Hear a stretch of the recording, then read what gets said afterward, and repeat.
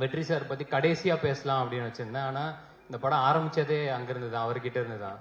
அதனால் நான் அங்கேருந்தே ஆரம்பிச்சிடலான்னு பார்க்குறேன். வெற்றி சார் ஆஃபீஸ்லேருந்து ஃபர்ஸ்ட் ஒரு நாள் ஃபோன் வந்துச்சு, கால் பண்ணி கூப்பிட்டாங்க.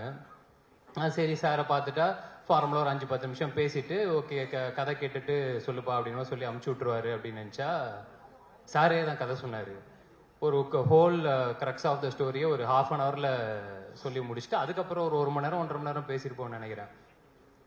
எனக்கு என்னென்னா, ஒரு கதையை சார் இவ்வளோ நம்பி சொல்கிறார் அப்படின்னா அவர் அந்த கதை மேலே வச்சிருக்கிற நம்பிக்கை என்ன அப்படிங்கிறத மட்டும்தான் நான் நம்பினேன்.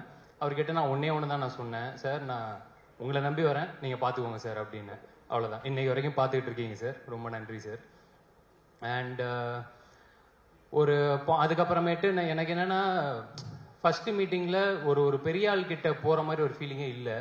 சில பேர்கிட்ட மட்டும்தான் நம்மளுக்கு அவ்வளோ டக்குன்னு பழக வராது. எனக்கு என்னென்னா, ஒரு பாயிண்ட்டுக்கு அப்புறம் ரொம்ப ஜாலியாகிடுச்சு அவர் கூட பேசுறது. ஏன்னா ஒரு நாள் ஃபோன் பண்ணார், இல்லை சும்மா தான் அடித்தேன் அப்படின்னாரு. பரவாயில்லையே சார் சும்மா அடிக்கும்போது நம்மளுக்கு அடிக்கிறாருன்னா அவர் சும்மா சொன்னாராலாம் தெரில. எனக்கு அதெல்லாம் ஒரு மாதிரி பயங்கர ஜாலி ஆகிட்டு அப்புறம் நான் சும்மா இருக்கும் போதெல்லாம் அடிப்பேன். அப்புறம் சார் எப்போ சார் ஷூட்டிங் வரீங்க, வரலன்னா போர் அடிக்குது சார் அப்படின்ட்டுலாம் பேசி ஒரு பாயிண்ட்டுக்கு அப்புறம் எனக்கு என்னன்னா, அவர் என்ன ஃப்ரெண்டார நினச்சாரான்னு எனக்கு தெரியல. எனக்கு அது முக்கியமாக படலை, நான் ஒரு ஃப்ரெண்டாக நம்பிட்டேன். ஓகே நம்ம இப்படியே போயிடலாம், அது ரொம்ப சந்தோஷமா இருக்கு. ஏன்னா அவ்வளோதான், இந்த பஸ்ஸு போய் நின்றுருச்சு அப்படின்னா இதுக்கப்புறம் இந்த பஸ்ஸில் ஏற முடியுமாலாம் தெரியாது. அதனால ஜன்னல்ல காற்று அடிக்கிற வரைக்கும் அந்த காற்றை ஃபுல்லாக வாங்கிடணும்னு மட்டும் நான் நம்பிட்டேன். சந்தோஷமா இருந்தது சார். இந்த ஓவரால் ஜேர்னி வந்து ஆக்சுவலாக இன்னைக்கு ஒரு மாதிரி ஐயோ முடிய போதா அப்படின்னு மாதிரி இருக்கு. படம் ரிலீஸ் ஆக போகுது சந்தோஷமா இருந்தாலும் இது ஒரு பக்கம் இருக்கு. ஒரு நாள் வந்து சார் கொஞ்சம் டவுனாக இருந்தார்.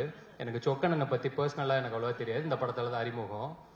சார் டவுனாக இருந்தார். என்ன சார் என்னாச்சு அப்படின்னு மாதிரினா, இல்லை நான் வந்து இந்த இண்டஸ்ட்ரிக்கு நானும் சொக்கும் ஆல்மோஸ்ட் ஒரே டைமில் தான் வந்தோம். நான் அசிஸ்டன்ட் டைரக்டராக வரும்போது சொக்கு வந்து அசிஸ்டன்ட் மேனேஜராக ஜாயின் பண்ணுறாரு. இன்னைக்கு வந்து இத்தனை வருஷம் கழிச்சு சொக்கு படம் பண்ணுறாரு. நல்லபடியாக அந்த படம் வந்து சேர்ந்துடணும், கரெக்டாக வந்து இதாகிடணும். ஏன்னா படத்தோட பிஸ்னஸ் அது இதுன்னு எல்லாத்தையுமே கொண்டு போய் கரெக்டாக லேண்ட் பண்ணிடணும். அது எல்லாமே ரொம்ப இதுவாக போயிட்டுருக்குன்னு சொல்லி ரொம்ப குரூஷியலான ஒரு சுச்சுவேஷனில் சொல்லிட்டு இருந்தார். சொல்லி முடிச்சதுக்கப்புறம் என்ன சார் சுச்சுவேஷனை பார்த்தா ஆடுகளத்தோட இன்டர்வல் பிளாக் மாதிரி இருக்குது அப்படின்னு சிரிச்சுட்டு, ஆமாம் கொஞ்சம் அந்த மாதிரி தான் இருக்குல்ல அப்படின்னாரு. அப்போ நீங்கள் தனுஷ் சார், நான் உங்க கையில் இருக்கிற சேவலா சார்? கண்டிப்பாக பார்த்தே அடிச்சிருவோன்னு நம்புகிறேன் சார், அந்த நம்பிக்கையில் இருக்கிறேன். பார்ப்போம்.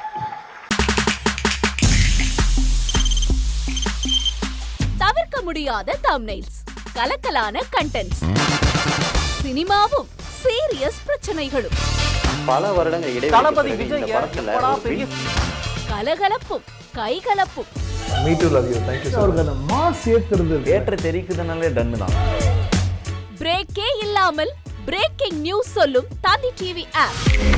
இன்ஸ்டா தலைமுறை வரை இறங்கி அடிக்கும் தந்தி டிவியின் டிஜிட்டல் எக்ஸ்க்ளூசிவ். அது தண்ணிக்குள்ள போகும்போது ஹேங் ஆயிடுச்சு. உங்களுக்கு விஜய் சார் எந்த அளவுக்கு ரொம்ப பிடிக்கும்? Of course, Malayalis are huge Vijay sir fans. ரெண்டு பேருமே ரொம்ப பிடிக்கும் எனக்கு. தந்தி டிவி ஆப்பை இலவசமா டவுன்லோட் செய்யுங்க, ஃபாலோ பண்ணுங்க, சப்ஸ்கிரைப் பண்ணுங்க, என்ஜாய் பண்ணுங்க.